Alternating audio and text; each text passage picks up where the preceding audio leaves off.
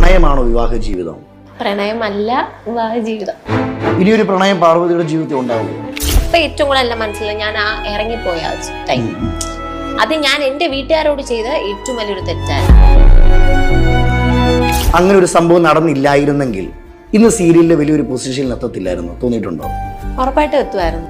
ഈ കുടുംബവിളക്ക് എന്ന സീരിയലിലൂടെ ശ്രദ്ധിക്കപ്പെട്ട പാർവതിയെ പലർക്കും അറിയുന്നുണ്ടാകുമല്ലോ അല്ലെ. നിലവിൽ അവർ സീ കേരളത്തിൽ ഒരു സീരിയൽ അഭിനയിച്ചുകൊണ്ടിരിക്കുകയാണ്. അപ്പൊ പാർവതിയെ കുറിച്ച് നമ്മൾ ഇന്ന് സംസാരിക്കാനുള്ള കാരണം എന്താണെന്ന് വെച്ചാൽ, ഈ കുടുംബവിളക്ക് സീരിയൽ അഭിനയിച്ചുകൊണ്ടിരിക്കെ അവിടുത്തെ ക്യാമറമാനുമായി പ്രണയത്തിലാവുകയും പിന്നീട് വീട്ടുകാരൊന്നും അറിയിക്കാതെ ഒളിച്ചോടി വിവാഹം ചെയ്ത ഒരാളാണ് പാർവതി എന്ന് എല്ലാവർക്കും അറിയുമായിരിക്കുമല്ലോ അല്ലെ. ആ ബന്ധത്തിൽ പാർവതിക്ക് ഒരു കുഞ്ഞുമുണ്ട്. പക്ഷെ ആ പ്രണയ വിവാഹം അധികകാലം നീണ്ടു നിന്നില്ല. പാർവതി ഇപ്പോൾ ഡിവേഴ്സ്ഡ് ആണ്. ഈ ഡിവേഴ്സ്ഡ് ആയ നടിമാരെ തെരഞ്ഞു പിടിച്ച് ഇന്റർവ്യൂ ചെയ്യുന്ന ഒരു ഏർപ്പാട് കാലങ്ങളായി നമ്മുടെ നാട്ടിലുണ്ട്. ഓൺലൈൻ മീഡിയക്കാരുടെ സ്ഥിരം പരിപാടിയാണിത്. ഓരോരോ കുനിഷ്ഠ ചോദ്യങ്ങൾ ചോദിച്ച് ഗസ്റ്റിന്റെ പ്രൈവറ്റ് ലൈഫിലേക്ക് ഇടിച്ചു കയറി അതിലൊരു സുഖം കണ്ടെത്തുന്ന കുറെ അപരാധം പിടിച്ച അവതാരകന്മാരുണ്ട്. ഈ മൈൽസ്റ്റോൺ മേക്കേഴ്സിലെ രമ്യ നിഖിലൊക്കെ അതിന് ഉത്തമ ഉദാഹരണമാണ്. രമ്യ പാട്ടുകാരായിട്ടുള്ള അഞ്ജു ജോസഫിനെ ഇന്റർവ്യൂ ചെയ്തതൊന്നും ആർക്കും അത്ര പെട്ടെന്നൊന്നും മറക്കാൻ കഴിയില്ല. ഈ ഡിവേഴ്സ് പോലെ പറയാൻ താല്പര്യമില്ലാത്ത തീർത്തും പേഴ്സണൽ ആയിട്ടുള്ള കാര്യങ്ങളെ കുറിച്ച് ഇവരിങ്ങനെ കുത്തി കുത്തി ചോദിക്കും. ഗസ്റ്റിന് താല്പര്യമില്ലെന്ന് കണ്ടാലും ഇവർ വെറുതെ വിടില്ല. ഈ കാര്യത്തിൽ രമ്യാനിഖിലൊക്കെ കടത്തി വെട്ടുന്ന ഒരാളാണ് അവതാരകനായിട്ടുള്ള അജിൻ വർഗീസ്. അജിനാണ് പാർവതിനെ ഇന്റർവ്യൂ ചെയ്തിട്ടുള്ളത്. അപ്പൊ നമുക്ക് ആ ഇന്റർവ്യൂവിൽ ചില ഭാഗങ്ങളൊന്ന് കണ്ടോക്കാം. ജീവിതത്തിന്റെ ഒരു യാത്രകൾ എടുത്തു നോക്കുമ്പോൾ ജീവിതം ഇല്ലാതാക്കുകയും അല്ലെ ജീവിതത്തിൽ നഷ്ടം വന്ന കുറെ അനുഭവങ്ങളുണ്ടല്ലേ. ഇന്നും പാർവതിയുടെയാണ് ഇന്റർവ്യൂ എന്ന് ആളുകൾ അറിഞ്ഞപ്പം എല്ലാവരും ഒരേ സ്വരത്തിൽ ചോദിക്കണമെന്ന് പറഞ്ഞൊരു കാര്യമുണ്ട്, പ്രണയമാണോ വിവാഹ ജീവിതം? അത് ശരി, എല്ലാരും ഒരേ സ്വരത്തിൽ ചോദിക്കാൻ ആവശ്യപ്പെട്ടു എന്നൊക്കെ. അല്ല, ആരാണ് ഈ എല്ലാരും? നിനക്ക് ചോദിക്കാൻ തോന്നി, നീ ചോദിച്ചു, അങ്ങനെ പറഞ്ഞാൽ മതി. വലിയ ഡെക്കറേഷൻ ഒന്നും വേണ്ട. ബാക്കി പറഞ്ഞാട്ടെ. പാർവതിയുടെയും ആ ഒരു വ്യക്തിയുടെ അഭിമുഖം ഞാൻ കണ്ടതിലൂടെ പാർവതി പറയുന്നുണ്ട്, ഞങ്ങൾ 3 മാസം പ്രണയിച്ചു. ആളുകളുടെ ചിന്താഗതി ഞങ്ങൾ ബ്രേക്കപ്പ് ആകാനൊന്നും പോകുന്നില്ലല്ലോ, ഞങ്ങൾ 1 വർഷം ജീവിക്കും, 2 വർഷം ജീവിക്കും, മുന്നോട്ടുള്ള വർഷങ്ങളെല്ലാം ഞങ്ങൾ ഒരുമിച്ച് ജീവിക്കും. ആ പറഞ്ഞ വാക്കുകളാണോ ജീവിതത്തിൽ സംഭവിച്ചത്? അല്ല, ആ പറഞ്ഞ വാക്കുകളല്ല ജീവിതത്തിൽ സംഭവിച്ചതെന്ന് എല്ലാവർക്കും അറിയാലോ. അജിനും അതറിയാം. പാർവതി ഡിവേഴ്സ്ഡ് ആണെന്ന് അറിഞ്ഞിട്ട് തന്നെയല്ലേ ഇവനെ ഇന്റർവ്യൂ ചെയ്യുന്നത്. പിന്നെ എന്തിനാണ് ഇങ്ങനെ ഒരു ചോദ്യം? ഒരു സുഖം അല്ലേ, മുറിവിൽ എരിവ് തേക്കുമ്പോൾ കിട്ടുന്ന ഒരു സുഖം. ബാക്കി കണ്ടോക്കാം. കാരണം നമുക്ക് ലൈഫിൽ എന്താണ് പറ്റാന്നുള്ളത് നമുക്ക് പ്രെഡിക്റ്റ് ചെയ്യാൻ പറ്റില്ല. അങ്ങനെ ഒരു കാര്യമാണ് ഇപ്പൊ നടന്നത്. എന്താ നടന്ന സംഭവം? എന്താണെന്ന് വെച്ചാൽ മ്യൂച്വലി അങ്ങോട്ടും ഇങ്ങോട്ടും രണ്ടുപേർക്ക് അഡ്ജസ്റ്റ് ചെയ്യാൻ പറ്റുന്നില്ല എന്നൊരു ഇത് വന്നു. അങ്ങനെ ലാസ്റ്റ് നമ്മള് ഡിവോഴ്സ് എന്നൊരു ഇതിലേക്ക് ഞങ്ങൾ എത്തി. ചേടാ, അങ്ങനെ പെട്ടെന്ന് പറഞ്ഞ് അവസാനിപ്പിക്കല്ലേ പാർവതി. പരസ്പരം അഡ്ജസ്റ്റ് ചെയ്യാൻ പറ്റാത്തത് കൊണ്ടാണ് ലോകത്ത് എല്ലാ ഡിവോഴ്സും നടക്കുന്നത് എന്ന് അവൻ അറിയാം. അവന് വേണ്ടത് ഡീറ്റെയിൽസ് ആണ്. അവൻ പിന്നെയും ചോദിക്കുന്നത് കേട്ടില്ലേ, എക്സാക്ട്ലി എന്താ സംഭവിച്ചെന്ന് അവൻ അറിയണം. അവനെ കൊണ്ട് കഴിഞ്ഞിരുന്നെങ്കിൽ അവൻ നിങ്ങളുടെ ബെഡ്റൂമിൽ വന്ന് ഒളിഞ്ഞു നോക്കിയേനെ. അതിനും മടി കാണില്ല. എന്തൊരു ശുഷ്കാന്തിയാണെന്ന് നോക്കിക്കേ. ബാക്കി കണ്ടോക്കാം. ഈ പണ്ടുള്ളവർ പറഞ്ഞ് ഞാൻ കേട്ടിട്ടുണ്ട്, പ്രണയത്തിന് കണ്ണില്ല മൂക്കില്ല. അത് വിശ്വസിക്കുന്നുണ്ടോ? അങ്ങനെയല്ല, എല്ലാ പ്രണയവും അങ്ങനെയാണെന്ന് ഞാൻ പറയില്ല.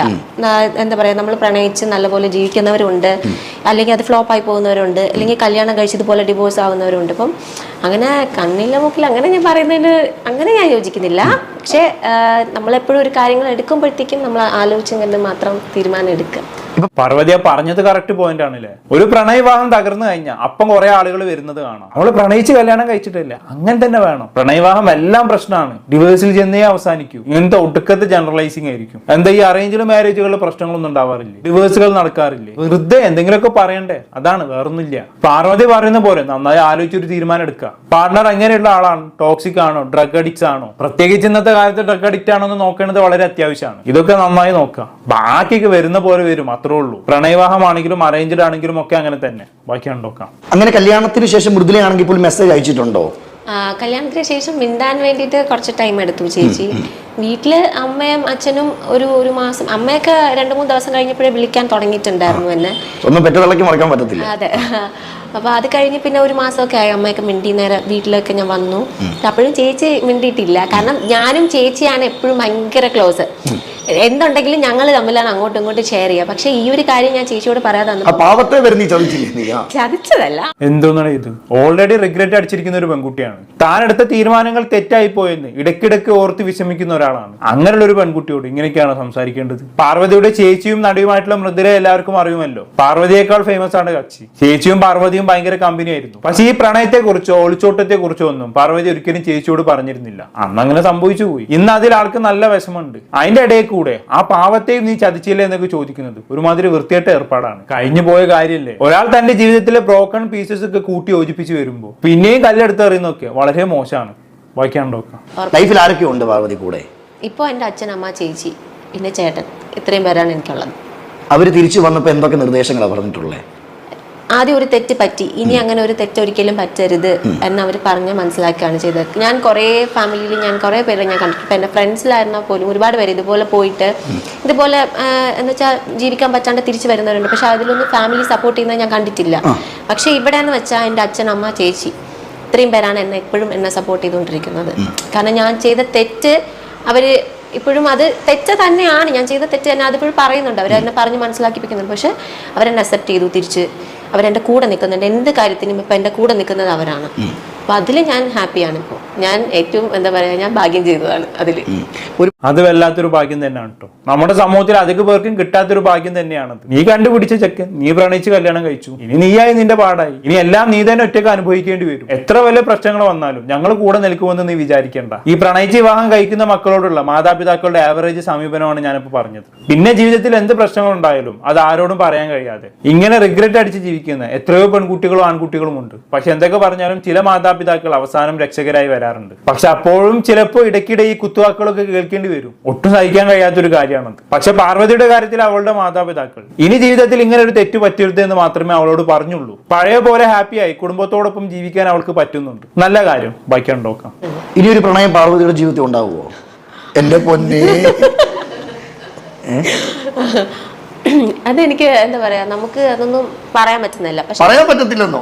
അല്ല, പറയാൻ പറ്റത്തില്ല. എന്തേ പിടിച്ചില്ലേ? ഇനി പ്രണയിക്കാൻ പാടില്ല എന്ന് വല്ല നിയമം എന്തേണ്ടോ? ചെറിയ പ്രായമാണ്, ഇനി എത്രയോ ജീവിതം ബാക്കി കിടപ്പുണ്ട്. അപ്പൊ ഇനിയും പ്രണയങ്ങൾ ഉണ്ടായെന്ന് വരും. അതിനിപ്പോ എന്താ കുഴപ്പം? ഇനി പ്രണയിക്കുമ്പോ പാർവതി കുറച്ചുകൂടെ ശ്രദ്ധിക്കും, അത്രേ ഉള്ളൂ. എടുത്ത് ചാടി ഒരു തീരുമാനം എടുക്കില്ല. വീട്ടുകാരുടെ അഭിപ്രായത്തെയും കൂടി കൺസിഡർ ചെയ്യും. അങ്ങനെ എല്ലാം കൊണ്ടും വളരെ അധികം ശ്രദ്ധിച്ചുകൊണ്ട് മാത്രമായിരിക്കും ഇനിയൊരു പ്രണയത്തിലേക്കും വിവാഹത്തിലേക്കും പാർവതി കാലെടുത്ത് വെക്കുകയുള്ളൂ. അല്ലാതെ ഒരു തവണ പ്രണയിച്ചു, അത് സക്സസ് ആയില്ലെന്ന് കരുതി മിണ്ടാണ്ട് ഒരു ഭാഗത്ത് ഒതുങ്ങി കൂടേണ്ട യാതൊരു ആവശ്യവുമില്ല. ബാക്കി കണ്ടോക്കാം. ഇത്രയും ഉള്ളിൽ വിഷമം ഇരുന്നിട്ട് എങ്ങനെ ഇങ്ങനെ ചിരിക്കാൻ പറ്റുന്ന പാർവതി? ഇങ്ങനെ പിന്നെ ബാക്കി കണ്ടോക്കാം. കാര്യം ചെയ്തിട്ട് കാര്യമില്ലല്ലോ.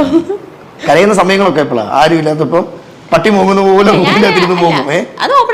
ഇവരെന്തെങ്കിലും പ്രശ്നം വന്നു കഴിഞ്ഞാണെങ്കിൽ ഇവന് പട്ടി പോകുന്ന പോലെയാണ് കരയാറെന്ന് തോന്നുന്നു. ഇതൊക്കെ എന്ത് വർത്തമാനാണ് ചങ്ങായി? ഇവനൊക്കെ എവിടുന്ന് വരുന്നതാടാ? എന്നെ കൊണ്ടൊന്നും പറയിപ്പിക്കണ്ട.